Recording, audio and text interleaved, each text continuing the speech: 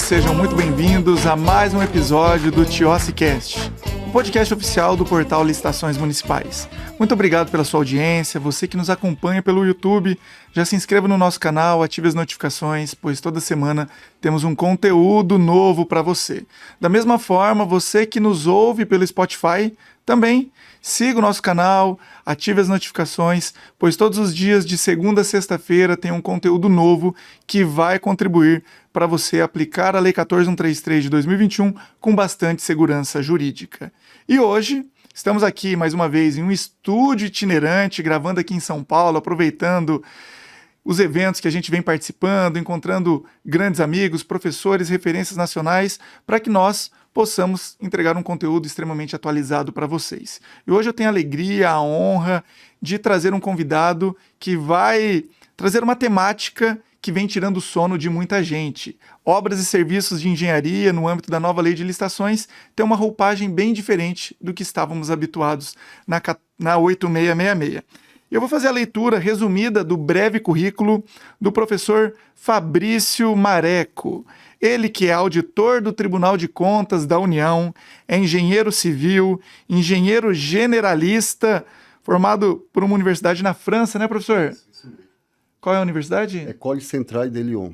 Fantástico. É mestre em engenharia também, professor da pós em licitações do IDP e da Escola Mineira de Direito e, obviamente, um grande entusiasta do tema licitações e contratos. Professor, seja bem-vindo, uma alegria recebê-lo aqui no nosso TIOSSI-Cast. Eu que agradeço, Tiossi, para mim é uma honra estar aqui no TIOSSI-Cast, venho acompanhando o trabalho que você vem desenvolvendo e para mim, né, me sinto muito feliz e grato por estar aqui hoje nesse estúdio itinerante, né, como você mesmo disse, para estar gravando e levando aí para os agentes municipais um tema que gera muita confusão, gera muita discussão e muitas dúvidas. E para mim, mais uma vez, está trazendo informações que vão ser úteis no dia a dia, para mim, eu estou muito grato e feliz. A gente que agradece. E vamos direto ao ponto, aquilo que interessa, né? Nós vamos trazer aqueles temas que realmente tira o sono, aquelas dúvidas que a gente recebe com bastante frequência aqui, e vamos objetivamente. Lá na 14.133, nós temos o artigo 46, onde estão elencados os regimes de execução. Eu queria que o professor trouxesse aqui para o nosso público, como tema central desse nosso podcast, como definir um regime de execução em uma obra, em um serviço de engenharia, porque são vários os regimes, temos regimes que são novidades na 14.133, e como que o gestor público, de fato, define o regime de execução? Perfeito, Tiossi, excelente pergunta. Bem, na 8666 nós tínhamos 4 regimes: empreitada por preço global, empreitada por preço unitário, tarefa e empreitada integral. Em 2011, com a lei do RDC, chegou o regime de contratação integrada, que foi absorvido também pela 14.133. Em 2016, tivemos o regime de contratação semi-integrada, que também foi outro regime que foi absorvido pela lei 14.133. E a grande novidade hoje é o fornecimento e prestação de serviço associado, que brevemente vamos falar dele. Mas primeiro, quando vamos definir e quais os critérios vamos utilizar para escolha? Primeiro, antes de mais nada, não existe um regime preferencial. Sim, eu não posso querer escolher, eu quero a contratação integrada porque eu não tenho ninguém que faça projetos básicos para mim. E tendo em vista que a contratação integrada, quem elabora o projeto básico, executivo e a execução da obra é a contratada, tem muita gente que já quer começar a escolher a contratação integrada, e não é bem assim. Primeiro, vamos falar sobre a tarefa. Tarefas são serviços que não exigem complexidade técnica, são serviços mais corriqueiros. Quando eu falo de uma pintura simples, né, uma troca de piso, eu posso estar utilizando o regime de contratação tarefa. A empreitada por preço unitário, que é esse outro regime de execução, eu vou utilizar quando a própria natureza do objeto ele gera uma imprecisão. Quando o meu projeto básico ele não é tão preciso assim. Por exemplo, vou trabalhar com serviços de escavação, carga, transporte, furação de poços artesianos. Então, tudo que está abaixo da terra, que envolve movimentação de terra, posso utilizar o regime de empreitada por preço unitário, porque eu vou medir e pagar aquilo que for efetivamente executado. Então, mesmo que o projeto básico conste um volume de tantos mil metros cúbicos para escavação, para bota fora, para compactação, aqueles volumes são volumes estimados. Eles não é a quantidade efetivamente que vai ser vista durante a execução do meu objeto. Então, quando, regra geral, utilizar serviços, quando for serviços abaixo da terra ou construções abaixo da terra, eu utilizo o regime de empreitada por preço unitário. E a empreitada por preço global, eu já tenho uma maior precisão no meu objeto. Quando eu falo de uma edificação, eu já consigo estimar com maior precisão esse regime e a escolher esse regime de empreitada por preço global. Agora, antes de passar para os demais regimes, eu queria fazer uma ressalva aqui que eu acho importante. Eu venho ministrando, Tiossi, treinamentos em diversos municípios, órgãos estaduais e mesmo federais. E quando eu pergunto como você mede e paga, como você vem medindo e pagando os serviços que estão sendo executados por empreitada por preço global. O que está acontecendo hoje é que eles estão medindo e pagando como se fosse empreitada por preço unitário. E qual é a diferença entre os dois? Na empreitada por preço global, eu tenho que a contratada ele tem que executar aquela parcela prevista ou no meu cronograma físico-financeiro ou no eventograma. Se, por exemplo, está dito que ele tem que concretar 10 pilares naquele mês, a contratada concreta 9 pilares. Pago ou não? Não devo pagar quando o regime for de empreitada por preço global, porque ele não atingiu a minha meta, ele não atingiu aquela parcela que estava prevista no cronograma físico-financeiro. E o que a gente observa hoje é que se ele executou essas 9, eles estão pagando. Eu só vou pagar se for regime de empreitada por preço unitário. E previamente, quando for celebrado o contrato, tem que ter uma reunião antes do início da execução de serviço para deixar alinhado, porque a própria contratada acha que qualquer serviço que ela vai executar durante a execução do objeto vai ser pago. Não é bem assim. Você vai pagar, se for regime de empreitada por preço global, você vai pagar na medida que ele for atingindo as metas pré-estabelecidas. Perfeito, professor. Só pegando um gancho nessa linha de raciocínio, então, quando nós temos uma imprecisão, a empreitada por preço unitário seria adequada. Quando nós temos algo mais preciso, seria empreitada por preço global. E, de fato, a gente percebe que, em âmbito municipal, são os principais regimes utilizados. E essa dúvida é algo frequente, que a gente se depara todos os dias. Mas vejamos, nós estamos ali em um objeto que, em tese, existe a precisão, só que seria adequado utilizar a empreitada por preço unitário justamente para pagar conforme medição? Ou necessariamente ele deveria utilizar a empreitada por preço global, o fiscal de contratos, o gestor de contratos, fiscal de obras ficar em cima ali para cumprir o cronograma físico-financeiro? Qual que seria a sugestão? Então, tem um acórdão 1977 de 2013 do TCU plenário que ele trata especificamente sobre esses dois regimes, quais as vantagens e as desvantagens e o que é indicado, qual é o tipo de objeto que é indicado. E além disso, ele trata também da questão de que se há projetos básicos deficientes com falhas, devo pagar ou não na empreitada por preço global. A empreitada por preço global, pelo fato de ela já ter essa precisão, e de certa forma ela já está embutido alguns custos dentro do BDI, seja de riscos, os riscos, se você pegar duas obras, uma por empreitada por preço global, uma empreitada por preço unitário, em regra, a empreitada por preço global, a mesma obra tende a ser um pouco maior, o valor, porque tem riscos envolvidos dentro, tendo em vista essa questão de projetos, que pequenas variações de projetos não merecem aditivos contratuais. Então, eu indico, né, que para não misturar esses regimes, que quando tiver uma maior precisão, obras acima da terra, eu utilizo a empreitada por preço global.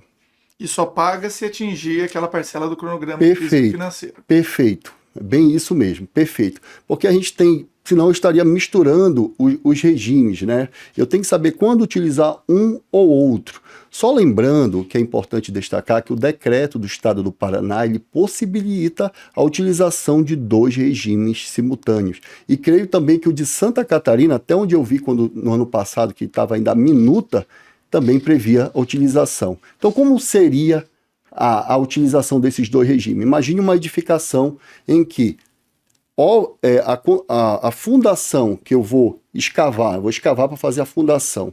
Como vai ter um movimento de terra, eu utilizo a empreitada por preço unitário, porque gera uma imprecisão de quanto eu vou escavar. E o corpo do edifício, eu utilizo a empreitada por preço global. Então, ele possibilita a utilização de 2 regimes simultâneos.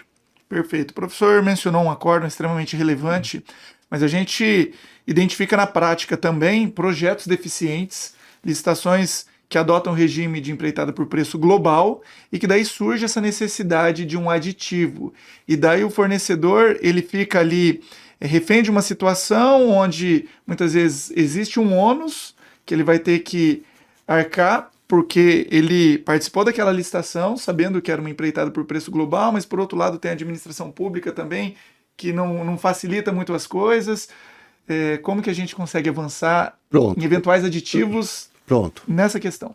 Não, excelente pergunta. Eu acho que essa é o tema mais controverso que nós temos hoje, certo? Primeiramente,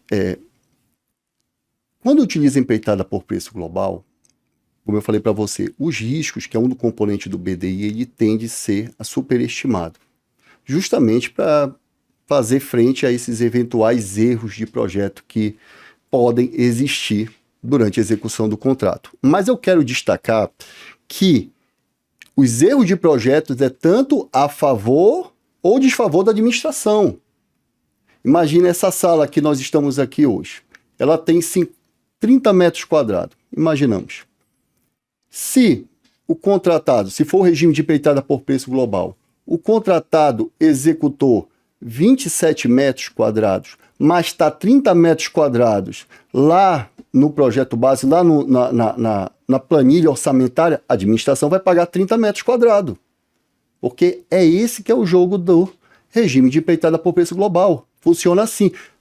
Da mesma forma, se ele executar 33 metros quadrados, estou dando uma diferença de 10% aí.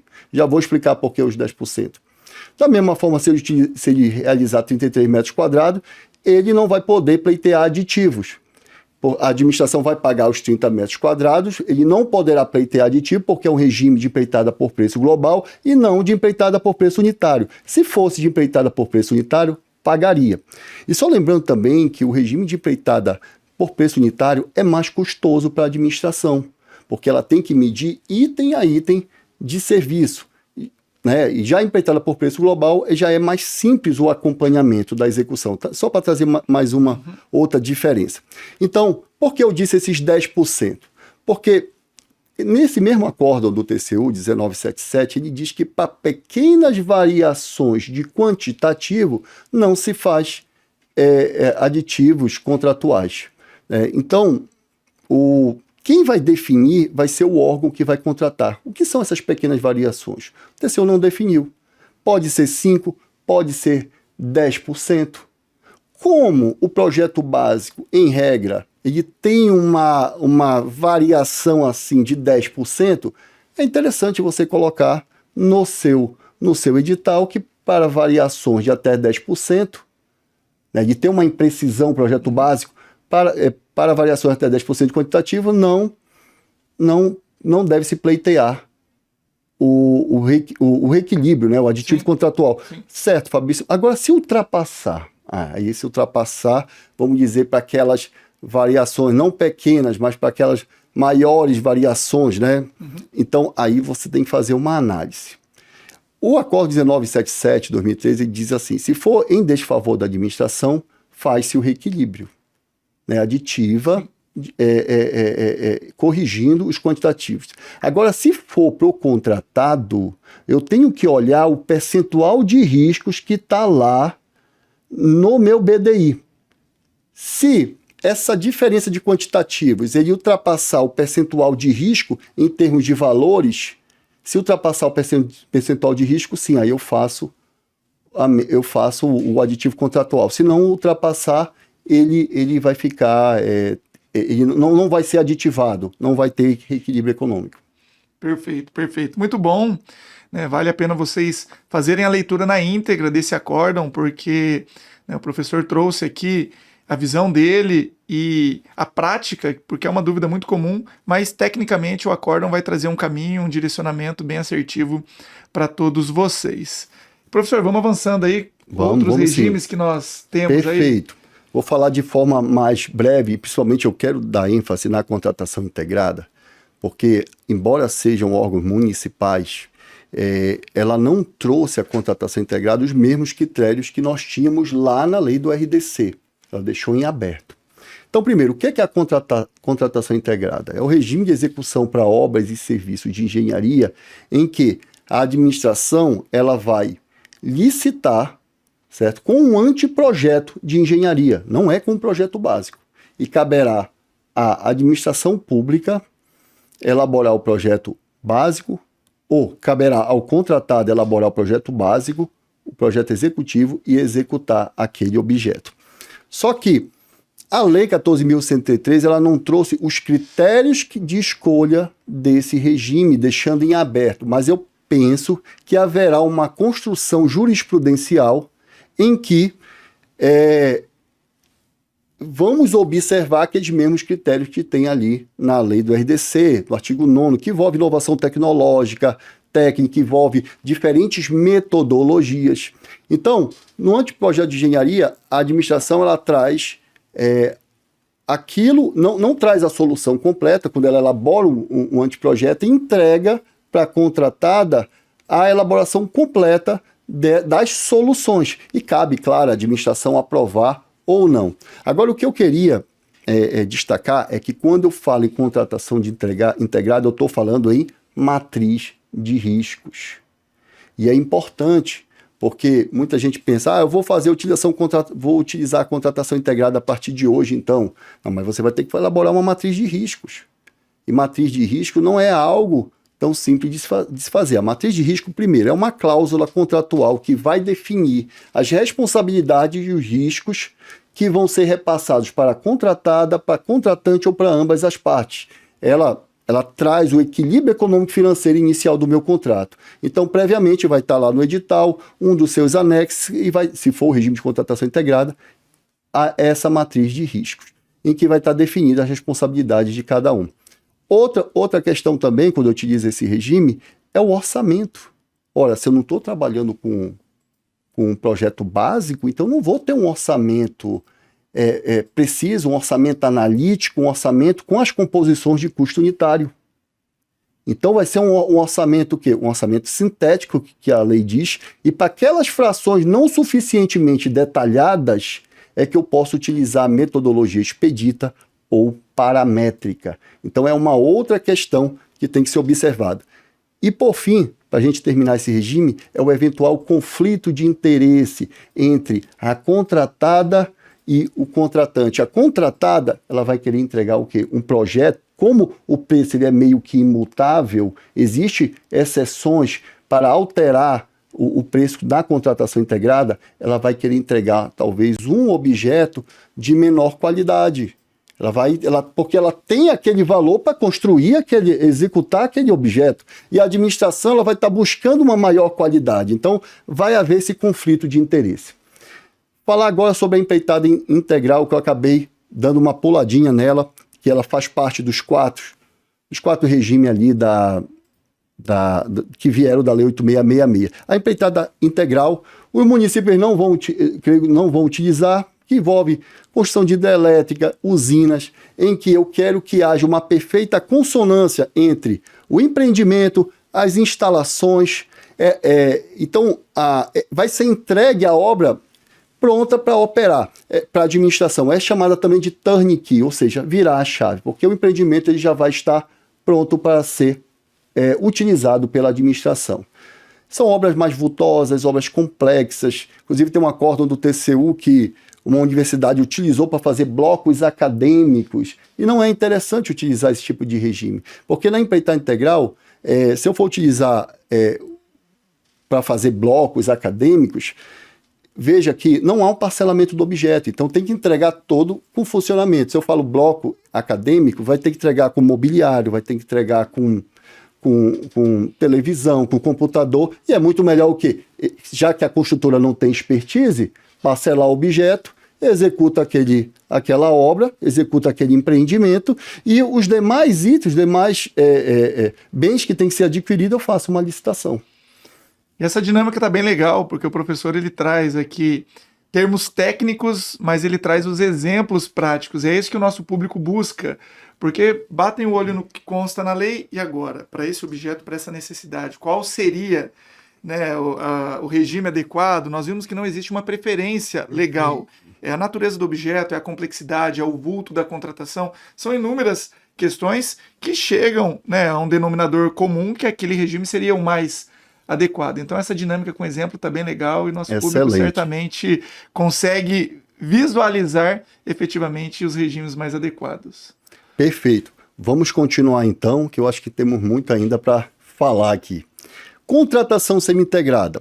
Bem, a contratação semi-integrada, a administração ela vai licitar com o projeto básico e a contratada vai elaborar o projeto executivo e executar aquele objeto. Aí vocês devem estar se perguntando, ora, mas nos outros regimes, empreitada por preço global, empreitada integral, empreitada por preço unitário, eu licito também com o projeto básico. É verdade, só que a diferença é que na contratação semi-integrada, o contratado ele pode alterar o projeto básico naquelas parcelas em que a administração permitir. É o que falamos de obrigações de resultado e obrigações de meio, que é também um dos pontos que deve estar previsto na minha matriz de risco. Tem que ter um documento técnico que define. Por exemplo, vou fazer um hospital, então vamos falar numa unidade básica de saúde, ou unidade de ponto de atendimento. Eu posso assim colocar aqui, nesse projeto básico eu quero que a fachada, o projeto arquitetônico, ele permaneça o mesmo. Mas contratado, você pode estar mudando a cobertura, sistemas hidráulicos, sistemas elétricos, você pode estar mudando a fundação, eu previ aqui um radier, mas você pode estar colocando uma sapata ou um bloco, você define a fundação. Então, naquelas parcelas que eu permiti, o contratado ele poderá alterar o meu projeto básico. Agora tem um detalhe, não é qualquer alteração, desde que reduza o custo da obra, reduza o prazo de execução, aumente a qualidade ou haja uma facilidade na manutenção ou operação daquele empreendimento.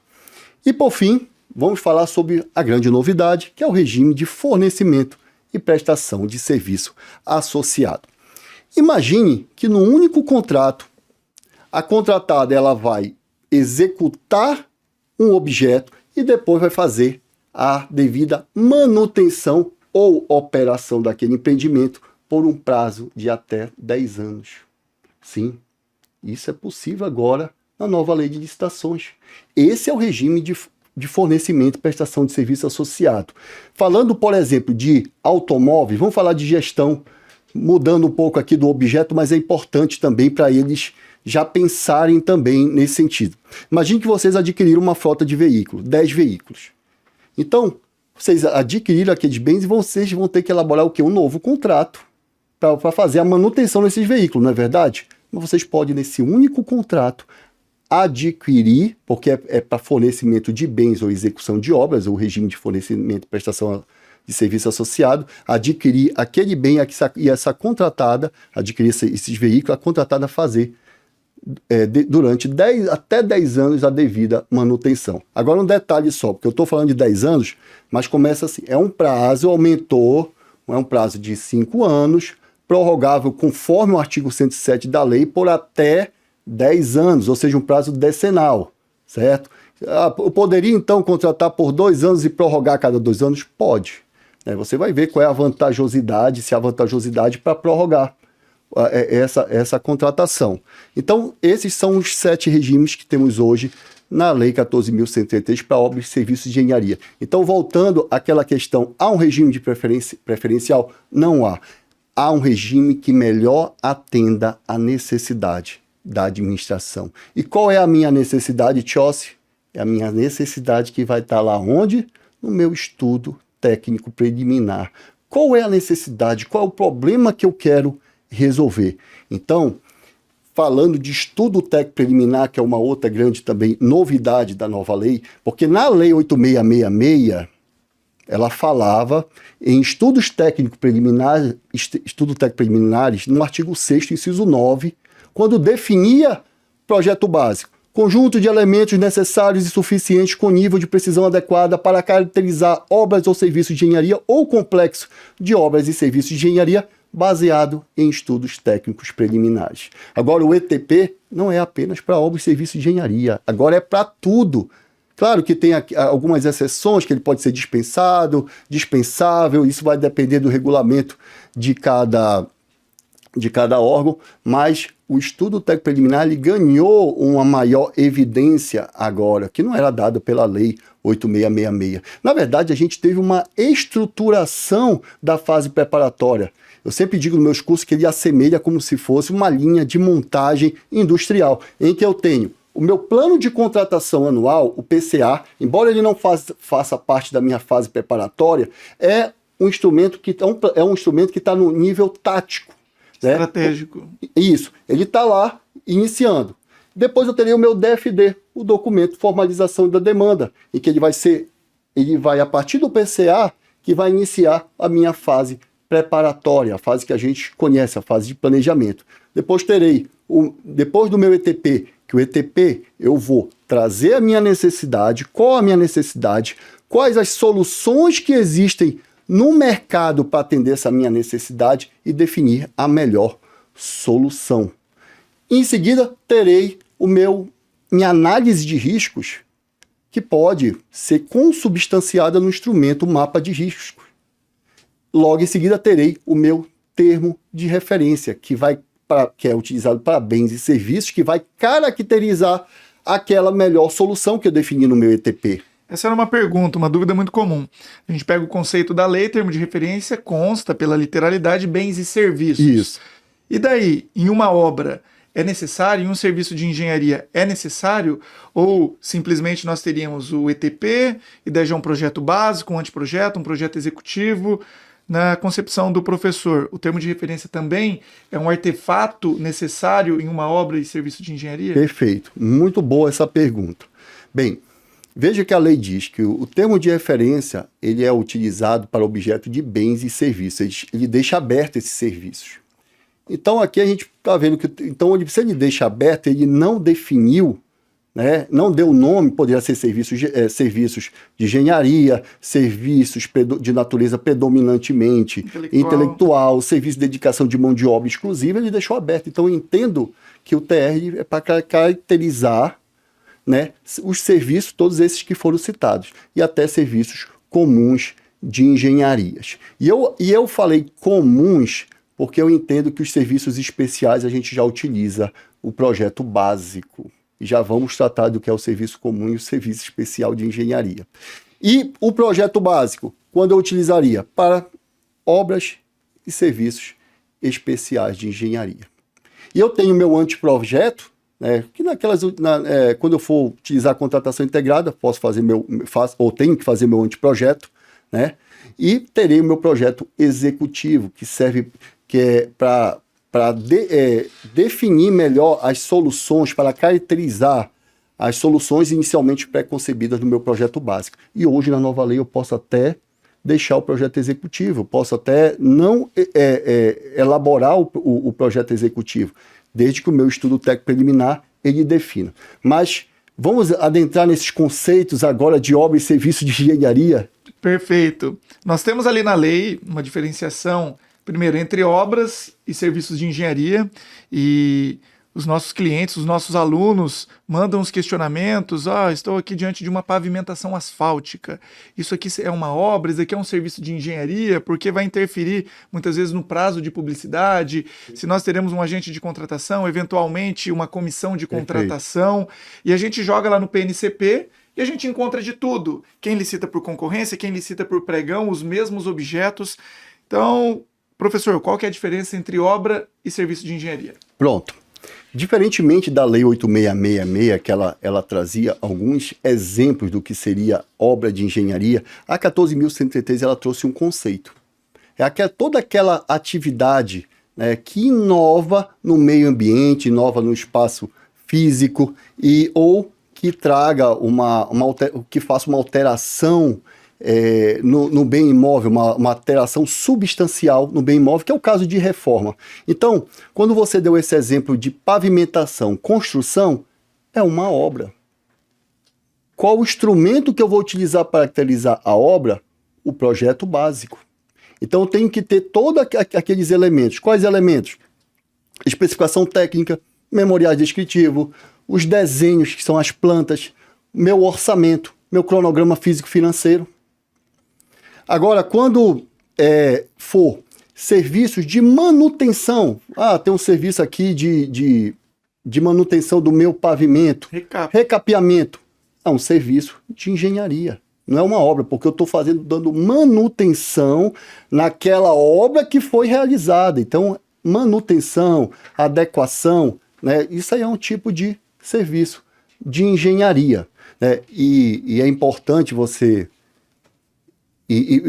ter falado essa questão dos prazos, porque a gente vê lá no artigo 55 da Lei 14.133, que ele fala que, isso aí eu digo que foi até uma falha da lei, ele diz que 10 dias úteis entre a publicação do edital e a abertura da sessão, 10 dias úteis quando utilizar o critério de julgamento menor preço ou maior desconto para obras e serviços especiais, serviços comuns de engenharia. Isso. E 25 dias úteis, quando utilizar o critério de julgamento menor preço ou maior desconto, para obras e serviços especiais de engenharia. Ora, os dois, tanto no inciso 1 quanto 2, têm obras.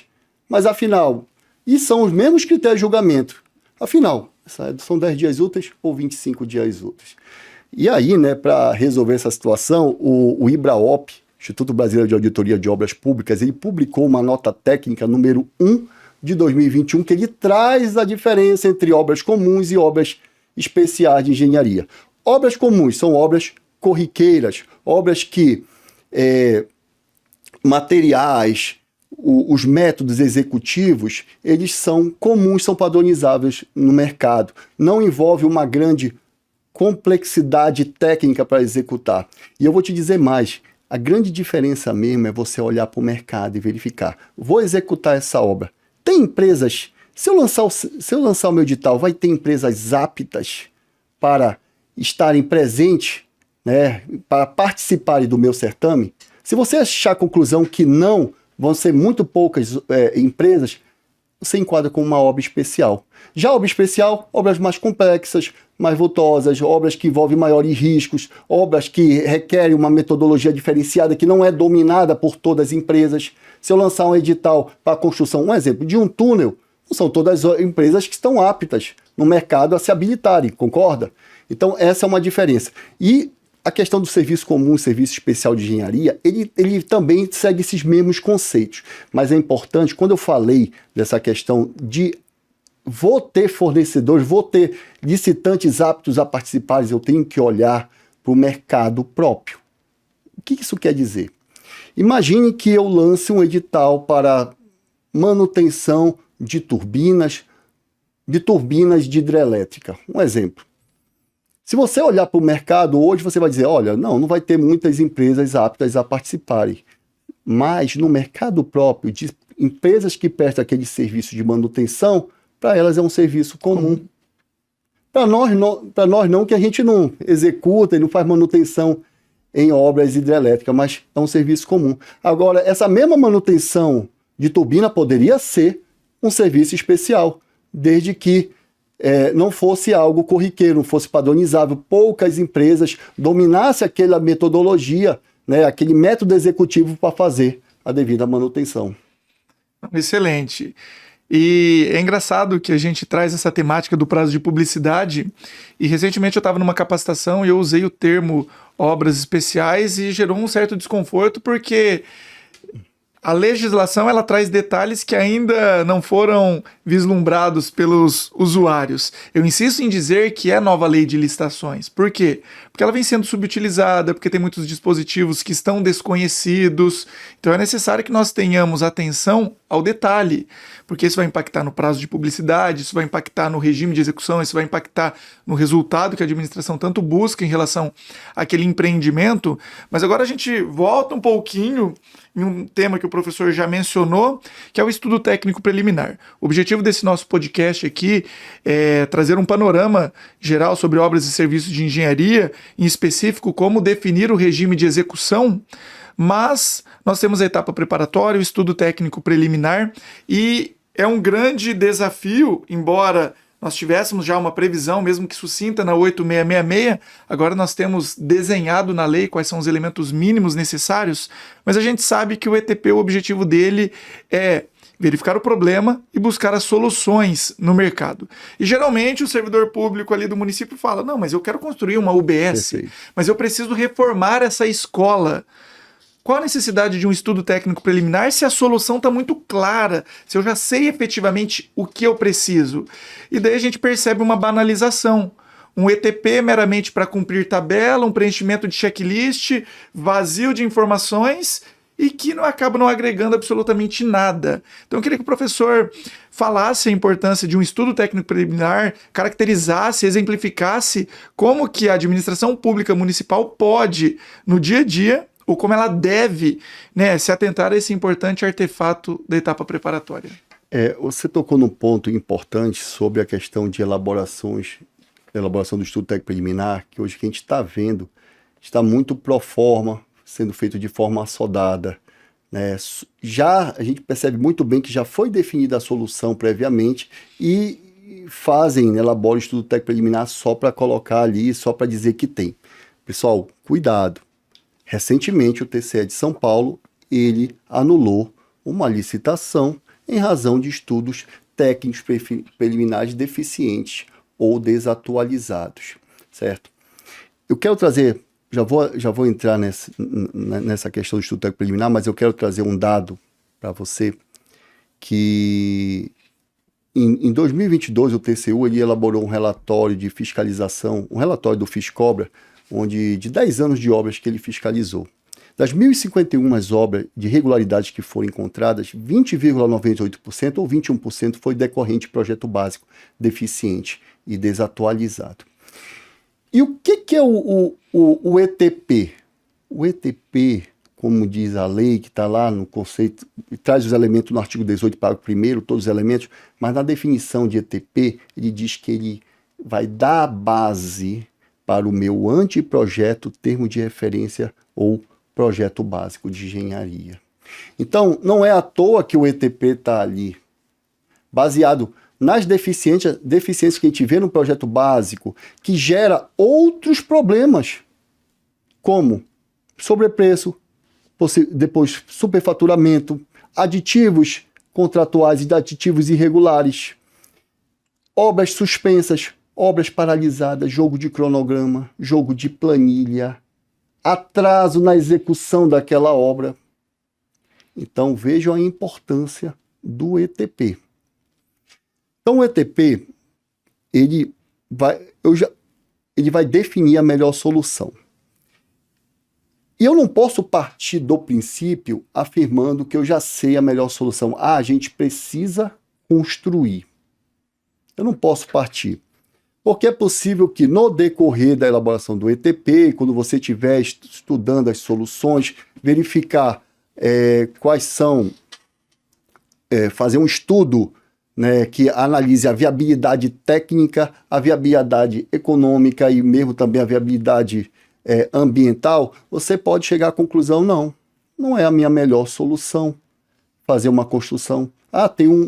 Por exemplo, tem uma repartição aqui que que vai sair um órgão vai ficar livre, eu poderia estar construindo uma unidade de ponto de atendimento ali naquela repartição. Ou seja, eu não estou construindo. Né? Eu vou o quê? Ou eu vou solicitar para que o meu órgão, né, vá ficar alocado lá, justamente. Né? Então, assim, posso estar alugando também um espaço, posso estar reformando aquele mesmo prédio que eu tenho hoje, eu posso estar reformando. Então, você vai ter que fazer uma análise dessas soluções e também olhar para a sua realidade, o quanto você tem de recurso. E outra coisa também importante é olhar todo o ciclo de vida do objeto. Mesmo por uma reforma, vamos dizer, mesmo uma sala, tá certo. Pode ser que ela não seja mais econômica. O quanto eu vou gastar para reformar ela? Né? Quanto eu vou gastar se eu quero alugar de aluguel? Quanto eu vou gastar disso, daquilo? Então, eu estou olhando por todo o ciclo de vida do meu objeto. Então, nem sempre... Então, você não pode partir da definição da solução previamente e trabalhar com ETP para essa solução. Não.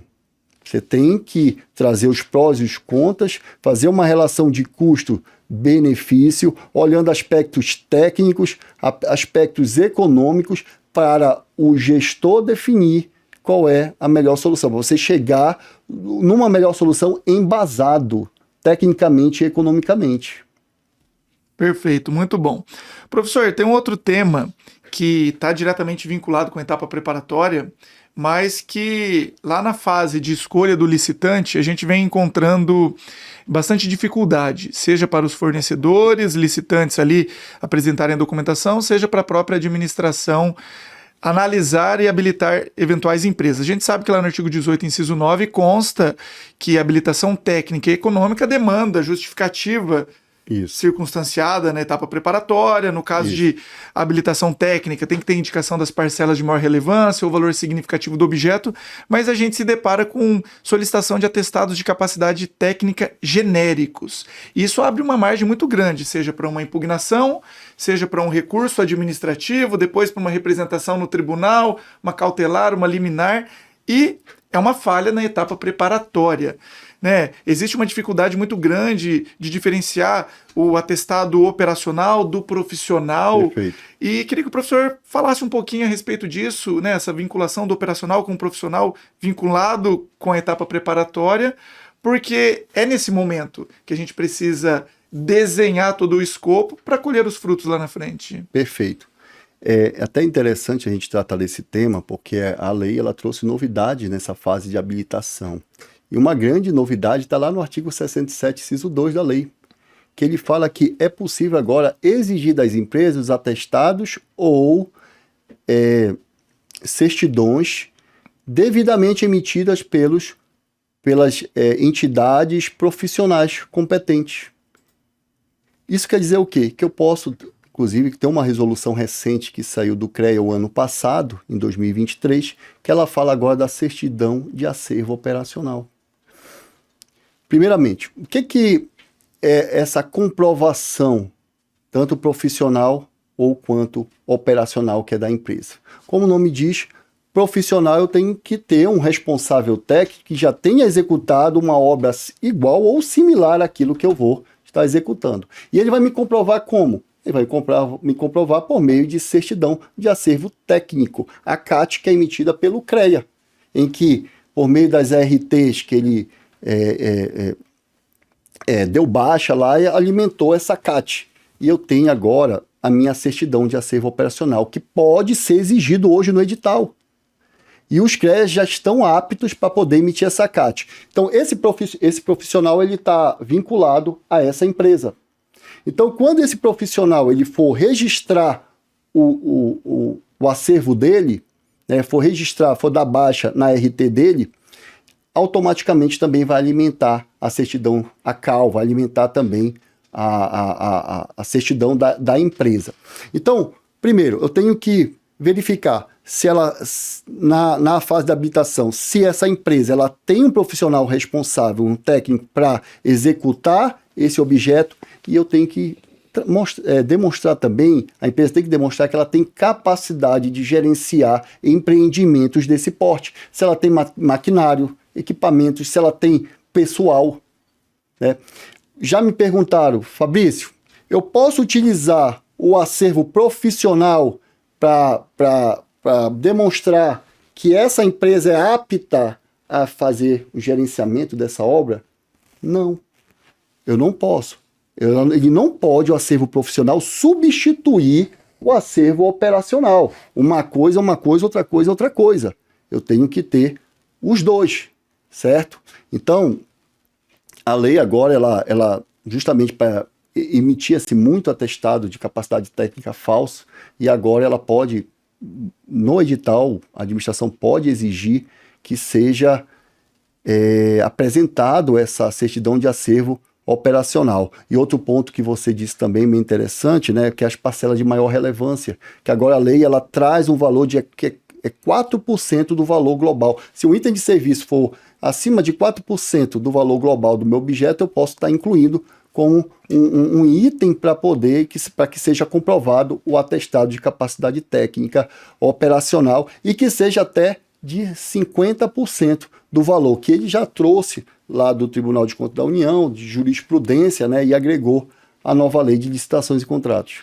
Excelente. Continuando sobre essa temática, o professor Fabrício, você entende que atestados operacionais e profissionais devem ser exigidos em todas as obras, em todos os serviços de engenharia, ou existiria uma margem ali para, né, opção de um em detrimento do outro? Como que o servidor público define isso na etapa preparatória? Então, é bem interessante, a Lei 14.103, ela trouxe agora meio que uma exigência, né, dos atestados de capacidade técnica, tanto profissional quanto o operacional.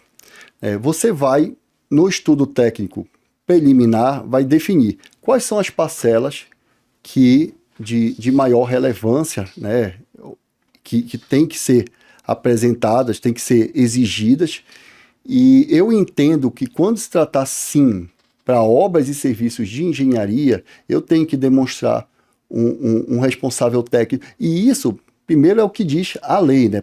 Porque a lei, na definição de serviço de engenharia, ela diz que é privativo de engenheiro, arquiteto ou de técnico especializado, né? E para obra, é privativo de engenheiro e arquiteto. Então, tem que demonstrar que eu tenho, claro, não vou um profissional que possa estar conduzindo aquele meu objeto.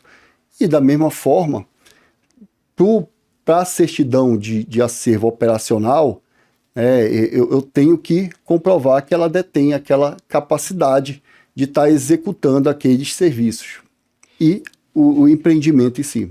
Não, maravilha. Professor, nós sabemos que a lei está posta, é a lei que nós temos, né? A gente precisa, obviamente, de uma grande mudança cultural para virar a página, para deixar o 8666 adormecer. Obviamente, toda a experiência que os servidores públicos, as empresas licitantes, os órgãos de controle externo, aqueles que estão direto ou indiretamente envolvidos, é muito válido para a aplicação da 14133, mas é um novo momento. Não faz sentido nós termos uma lei de tamanha envergadura se nós ficarmos presos no nosso passado. Eu queria que rapidamente o professor falasse o que mais agradou na 14133, quando o Fabrício bateu o olho e falou, fantástico isso daqui. O primeiro ponto é a governança. Está lá no artigo 11, parágrafo único, diz que cabe à alta administração a governança das aquisições e deve implementar processos e controle, e ela dá ênfase, inclusive, à gestão de riscos e controles preventivos, né? Então, a governança, o próprio planejamento, essa estruturação da fase de planejamento, e para mim a maior novidade mesmo foi a do fornecimento e prestação de serviço associado. Para mim é um grande passo que a gente deu, né? Foi um grande avanço.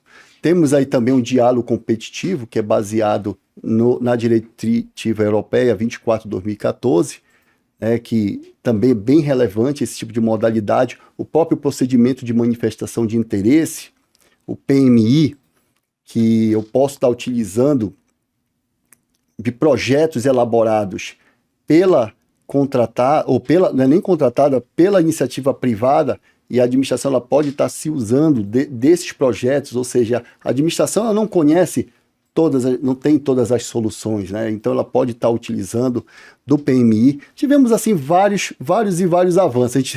Se fosse para citar todos, mas eu gostei, mas se fosse para dizer qual é o que me impressionou mais, governança e planejamento. Pronto, esses dois focos, que isso é importante. É dizer, gestor, você é responsável por implementar a governança das contratações e que você pode ser, inclusive, penalizado se você não fizer isso. Isso dá segurança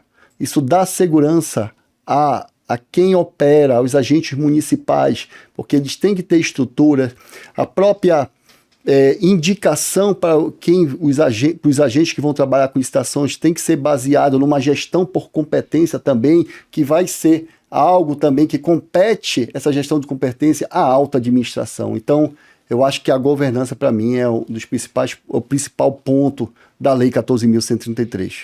O artigo 11 está no meu top 3 ali dos 194 artigos. A gente sabe que sem governança a gente não consegue avançar absolutamente nada. Me chama muita atenção o que consta lá, essa responsabilidade da alta administração em tornar um ambiente íntegro e confiável. Perfeito. E como que a gente faz isso? Através da governança. Perfeito. A alta administração ela ganha esse status de protagonista no âmbito da nova lei de licitações. O professor falou do diálogo competitivo. Nós estamos gravando esse episódio agora em outubro de 2024. A lei já tem aí 3 anos e meio de existência. Já foi publicado algum diálogo competitivo no Brasil? Então, chegou a ter sido publicado, mas foi realmente suspenso. Foi lá do comando da aeronáutica, né? Eu até fui atrás de saber o que foi que aconteceu e ele foi suspenso. Creio que hoje ainda falta regulamentação, né? Esse talvez o diálogo competitivo é algo novo, como eu falei, baseado na diretiva europeia, mas ainda falta uma regulamentação federal que a gente não tem. Só exemplificar rapidamente o diálogo competitivo, mostrar aqui para o pessoal, falar aqui para o público, né? Ele é dividido em 3 fases. Tem uma fase de pré-habilitação, em que eu vou publicar um edital, vou chamar os interessados para estar habilitados. Depois eu vou ter uma fase de diálogo, né? Vou dialogar para buscar a minha melhor solução e depois vou ter uma fase de julgamento das propostas, em que aquelas empresas que participaram do diálogo apresentarão suas propostas para aquela solução previamente definida. Só que o diálogo competitivo ele é muito longo. A fase, por exemplo, da publicação do edital é de 25 dias úteis, no mínimo, para que eu publique o edital e que tenham interessados em participar da licitação. E da fase, eu vou publicar um outro edital, que é quando eu tenho a minha melhor solução, e são 60 dias úteis para que esses que licitantes participaram das rodadas de diálogo, né, apresente as suas propostas. Maravilha. Meus amigos, estamos chegando ao final de mais um TIOSCast. Fabrício, onde o nosso público te encontra? Quais são as suas redes sociais, seus canais de comunicação? Fique à vontade para compartilhar com o nosso público. Pronto. Eu tenho um Instagram chamado @prof.fabriciomareco, onde eu publico diariamente conteúdos relacionados não só a obras e serviços de engenharia, mas também a licitações e contratos de forma geral, e trago também muita jurisprudência do Tribunal de Contas da União e de outros tribunais, porque nesse momento a gente está vivendo uma fase de construção. A lei, eu quero também deixar bem claro, e isso pela experiência que eu tenho, ela está sendo nova para todo mundo, mesmo para a gente, ela é nova. Né? Então, é algo que a gente está construindo a par e passo, devagarzinho, né? Então não se sinta, não estou sabendo nada sobre a nova lei. Não, calma, você vai saber sim, né? Isso é com o tempo. Assista aqui os canais, assista os podcasts do TIOS, que é excelente, que é voltado para esse público, para vocês, agentes municipais. E é isso. Então, se quem quiser me procurar, @prof.fabriciomareco, vocês todos serão muito bem-vindos, e caso tenha ficado alguma dúvida, pode estar me mandando um direct para mim, para estar tirando. Excelente, professor Fabrício, sempre muito solícito né? Esse é o nosso primeiro encontro presencial, nós que somos amigos de redes sociais, já trocamos ali algumas mensagens, então é uma satisfação muito grande conhecê-lo pessoalmente, tenho uma admiração muito grande pelo seu trabalho, né? Vem difundindo conhecimento gratuito aí para nosso público, e essa mensagem que o professor trouxe agora traz uma tranquilidade, porque ele é um auditor do Tribunal de Contas da União, obviamente não está aqui para falar em nome da entidade, longe disso, mas é importante porque os servidores ficam ali, os judicionados, aguardando talvez um posicionamento do TCU, de algum Tribunal de Contas estadual, como se aquela decisão chancelasse determinada conduta, determinada prática, sendo que todos nós estamos nessa etapa de construção, seja o município, seja o Tribunal de Contas, seja o Ministério Público, seja o Poder Judiciário, sejam os juristas, e isso deve ser construído de forma conjunta. Por isso a importância de nós debatermos essas temáticas, de nós avançarmos para encontrarmos juntos as melhores alternativas.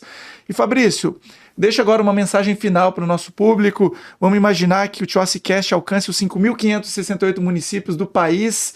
Qual que é o seu recado agora para esse nosso público?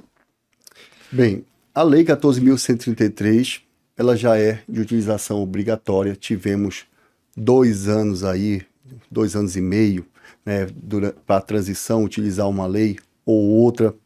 Então, o que você deve fazer, e a gente tem muito material divulgado, seja no YouTube, é começar, principalmente no YouTube, é começar a se valer desse material, estudar e praticar. Porque não adianta também a gente estar só com a teoria aqui, é no dia a dia que vamos entrar naquele problema, vamos discutir aquele problema, né? E a lei ela não traz solução para tudo. Então, tudo vem com a prática. O fato de você estar aqui até o final do vídeo, isso demonstra que tem interesse em aprender. E eu fico muito grato, né, de você estar aqui vendo, né, esse compartilhamento de informações minha e do professor também, Tiossi. Então, é isso. A lei está posta. Temos que buscar agora aprendê-la e implementá-la. Fantástico, professor. Gratidão, muito obrigado por compartilhar sua expertise com o nosso público, certamente de grande valia. Vai destravar muita coisa aqui nesse momento de transição, agora em âmbito municipal, transição municipal, ano de eleição, de encerramento de mandato. Então vem muita coisa legal aí pela frente. Você que está aqui nos acompanhando, já pega esse link agora, envia para a primeira pessoa que veio na sua cabeça, que trabalha com obras e serviços de engenharia, que trabalha com licitação, que é empreiteiro, que é agente de contratação, que é jurídico, porque esse é um conteúdo que realmente vai ajudar bastante. Já aproveita, se inscreva no nosso canal do YouTube, ative as notificações. Você também que está no Spotify, já ative ali as notificações, avalie o nosso programa, veja se fez sentido para você, é importante para que a nossa mensagem alcance mais pessoas. Mais uma vez, gratidão pela audiência e nos encontramos no próximo TIOSSCast. Valeu, tchau, tchau!